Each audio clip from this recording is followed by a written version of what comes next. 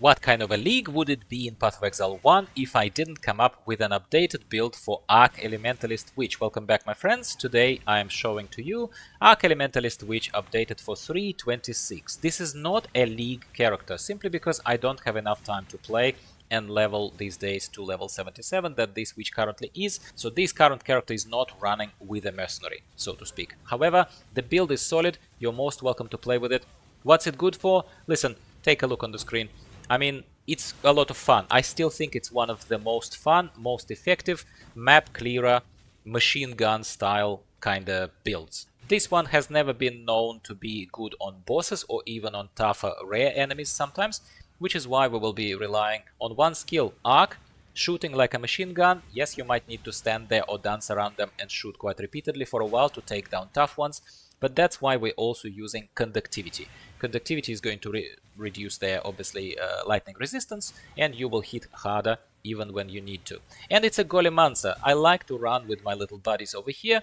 All of them are giving me extra buffs as well as add a little bit of damage themselves. It's a fun build. It's not pretending to be anything other than that, so if you're taking it for what it is and you enjoy this kind of carnage, the electric carnage that's shown to you on the screen right now in the preview, then this build is absolutely for you, and I'll talk you through everything, the whole passive skill tree, all the very simplistic gear that I'm wearing, everything you need to know, essentially. My prized possession here is Agnerod West Imperial Staff. You could probably buy something better, but Agnerod West is a solid, very cheap, unique item that gives you a high chance to block spell damage, gives you a ton of intelligence, gives you a massive increase to lightning damage, and increase, most importantly, +2 to levels of all lightning skill gems. And it damage penetrates lightning resistance. It's actually probably one of the best, if not the best, very budget-friendly items that I can recommend to you straight away.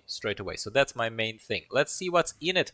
In it, I'm running Wrath Aura, of course, to increase lightning damage.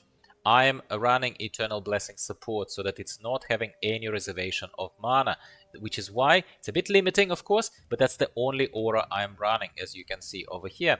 I'm summoning a Flame Golem here, and I'm using a Flame Dash. Is it the best setup? Absolutely not, because my Flame Golem is not supported by anything. I'm not increasing damage of that Golem at all. You probably could be smarter about it. Let's just acknowledge it and move on from it.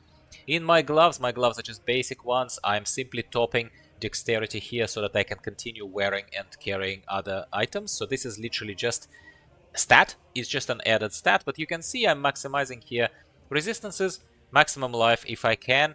Armor and evasion, of course, are of no interest to me. What is here? Here we have Chaos Golem, who actually is supported by fast attack support, not too bad, and Ruthless support as well. Could give or take. There was a red jump slot, and I used it there. A Lightning Golem is here as well. Okay, that's the Chaos Golem. That's a Lightning Golem. He is supported by lightning damage support. Da, very cool. And conductivity is not supported by anything. That is an active skill. I play literally with Arc and conductivity on yellow rare and enemies and bosses, as you can see. That's all I do. It's a dumb and easy build, as I promised to you. Now, this is a 5-linked chest I have here, which again has quite a bit of intelligence, quite a bit of maximum life. Nothing to write home about. To be honest with you, stats could be much better, but it's just cheap and cheerful, as I said to you. All right, Arc is our main thing here. +2 levels from Agnerod West stuff are being given to us. Faster casting support, yes please. Added lightning damage support, yes please. Spell echo support, because, as it says, everything that's worth doing once is worth doing twice. I love spell echo. And then arcane surge support for a little bit of help with mana. Awesome. Really nothing else, my friends. Just kind of crap yellow gear, scraping the bottom start of the end game, as already mentioned to you. We are simply raising resistances where we can, adding to maximum life, and still it's a pretty skinny witch, as I already mentioned to you. In the boots we have Immortal Call paired with level 1 of cast when damage taken support, which I'm not leveling, of course, and you shouldn't, because it needs to be triggered all the time. And on the screen you saw plenty of times how it procs above my head all the time whenever somebody hits me. Okay, of course I'll start with Ascendancy because it's right there front and center. It is an Elementalist Witch. I'm taking Leash of the Primordial where I'm boosting my golems and I'm adding to the number of my golems. This is something you need to take. This is optional, but I think for a skinny witch and with a lot of elemental damage flying around, I think Bastion of Elements is actually fantastic. It gives you this Aegis, this bubble around me, the one that prevents quite a bit of elemental damage. It's about 2000 of extra hit points at this stage, at this kind of stage of the build. It's alright. And then Shaper of Storms, I think there is not all that much else that you could take here. I suppose you could go for Bringer of Ruin if you're still running Heralds, but if you're not running Heralds, you would not be taking Bringer of Ruin. In this case, I'm not running Herald of Thunder or something like this. You could, potentially. If you did, maybe it's worth the trouble, but it's not a Herald-based build. Let's take a look at the build itself, the PoB, updated PoB, that I'm not ever proud of, and you should always take all those numbers there with a grain of salt, because all I show you is the path. I don't care about precise numbers, so don't even come at me, bro. You go up here to Arcanist Dominion, that's how you start leveling. Then you take Heart and Soul to increase your maximum life and a bit of mana, a bit of this, maximum life, maximum mana. Very, very good. Now we continue going up first. We are increasing lightning damage full on. And we're continuing to go first up this line, and we're increasing maximum life. That is as you're leveling, of course. Increasing maximum life, going all the way up here, then turn right. And first I always go to Herald of Thunder. So you're going up and here. So this is your bread and butter. You kind of just, as you're leveling, you're increasing your lightning damage while trying not to die by investing a little bit into maximum life nodes, okay? Now, also, later, you could take it straight away here while you're here. I take it later in the leveling process, but since we're already here, might as well mention it. I take Charge Mastery. I increase the damage per Endurance, Frenzy, or Power Charge, and I'm increasing my Power Charges to a minimum of 1. And there is a chance to gain Power Charge on kill. This is part of trying to boost the damage a tiny bit more. Also, let's take a look here on the right, because it's a Golemancer build. By the time when you start getting golems, by the time you are already in your 30s, 40s, after you have started taking the golem related ascendancy nodes, you will be increasing the buffs given to you by golems and increasing number of golems. That speaks for itself. It's a Golemancer build, okay? Alright, now let's take a look over here. We are increasing the number of power charges over here, which goes hand in hand with the Disciple of the Forbidden. And then there are these two circles over here that are very friendly for you. As soon as you start specializing in a staff, that is later in the game, once you have a good staff, you start leveling always with wands, you never start with a staff. You will be taking Enigmatic Defense, and then you will be also increasing defensives through blocking spell damage, and increasing maximum mana as well as spell damage per maximum mana. One would argue that for my skinny build, Prodigal Perfection doesn't add all that much oomph, so you probably could save on these nodes, but maybe you will choose to do what I did here.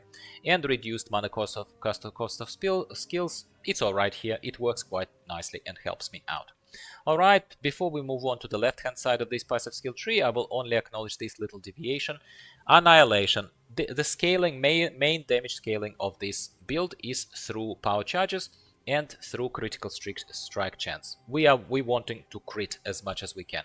So Annihilation is definitely worth taking over here. You might even consider to take this one as well, because 20% is nothing to sneeze at.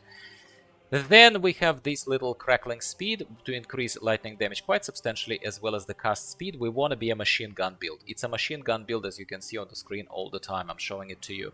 We are increasing maximum energy shield and adding to maximum lightning resistance. Again, at what point does it make sense? Probably further into the end game, when your gear is good enough and you have some resemblance of a decent energy shield. In this case, is it decent?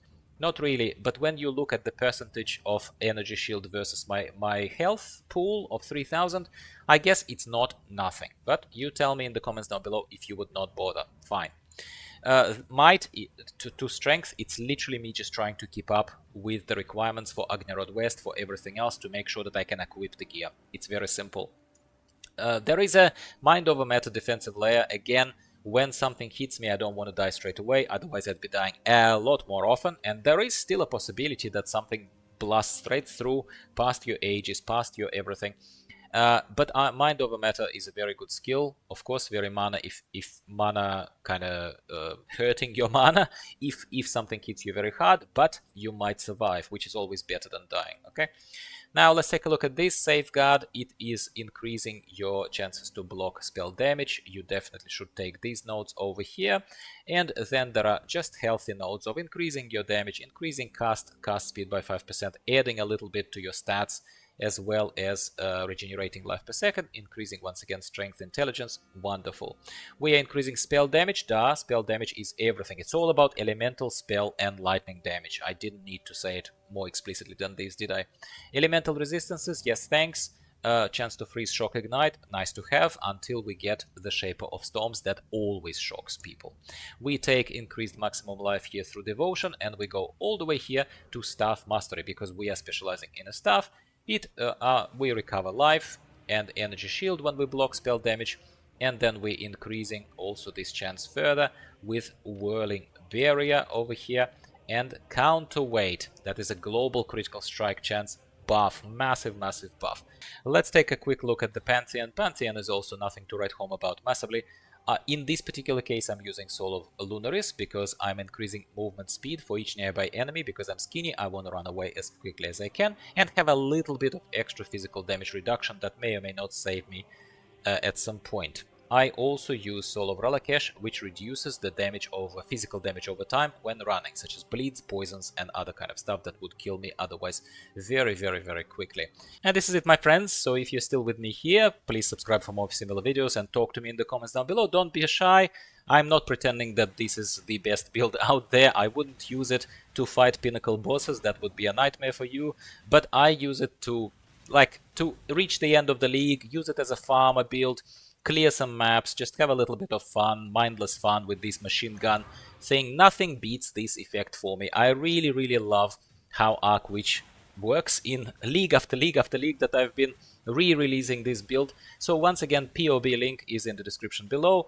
Please don't come at me, bro, telling me that my POB sucks and numbers are low and other kind of stuff. It's because I never pay attention to pedantically ticking every box, making sure that every gear is right in POB. I play a game and I release these videos for you.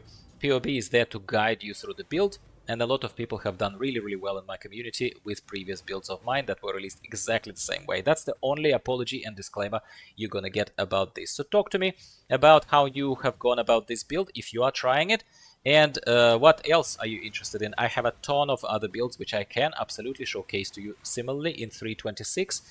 Secrets of the Atlas League. Thank you very much for being with me today. Yep, goodbye for now, and I'll talk to you next time.